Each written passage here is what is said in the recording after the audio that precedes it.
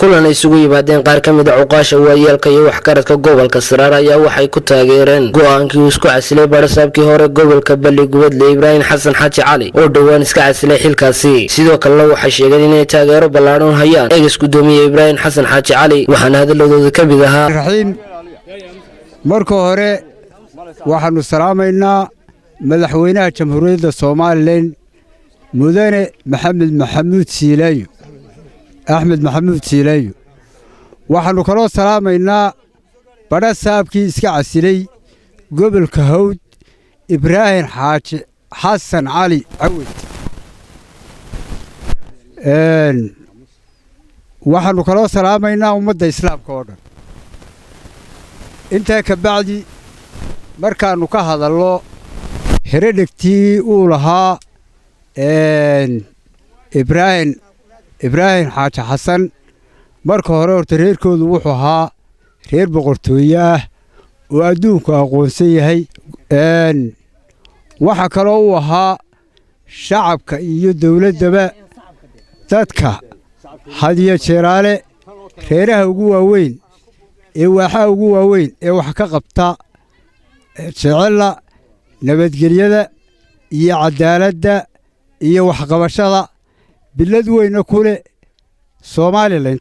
waxa weeye xafladan la isugu yimi ay isugu yimaadeen dadka muslimiinta ah waxaan ku salaamayaa salaanta islaamka ugu qiimaha badan leh. assalaamu calaykum waraxmatullaahi wabarakaatuh.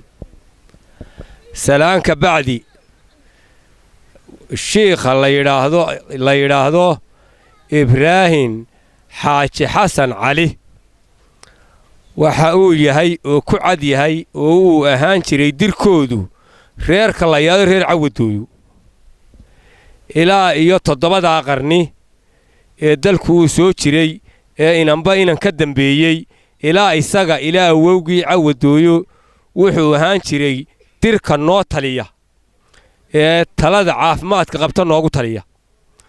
haddii aanu nahay beel iyo haddii aanu nahay dawladba.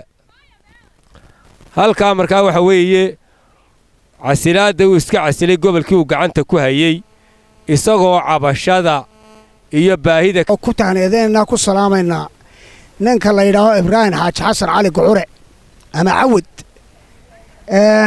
waxaanu ugu taaneedeenna ku salaamayna isagoo xilka hayn jiray awowgii iyo adeerkii iyo walaalkii iyo in adeerkiiba iyagoo soo xukumi jiray dadka gobolka degan. halkana isagu barasaab ka ahaa ka bilaabay hawsha. haddana maanta isagoo gobol kala jooga ay ku dhacday ay u muuqatay aafada iyo abaaraha iyo aafada maamulka naga helay uu ka tiiraayado xilkiisii u dhigay. sidaa darteed baan ugu taariyadeyn. waxaan salaamayaa ummadda ka soo qayb gashay xafladan uu isku casilay barasaabka iyagii hore ee gobolka Saraar Ibrahim Xaaji Xasan Cali. waxaan leeyahay dhammaan ummadda halkaa ku soo aad ka aragto waxay kugu taageersan tahay iscasilaadaada aad iska casishay dhibaatada ka taagan gobolkii aad adigu barasaabka ka jirtay oo aanay cidiba kaaga dambayn markaad lagaa bedelay. وعبد الرحمن فيصل في من تلفزيون عالمي Ariel TV magaalada Caynaba xarunta gobolka Saraar.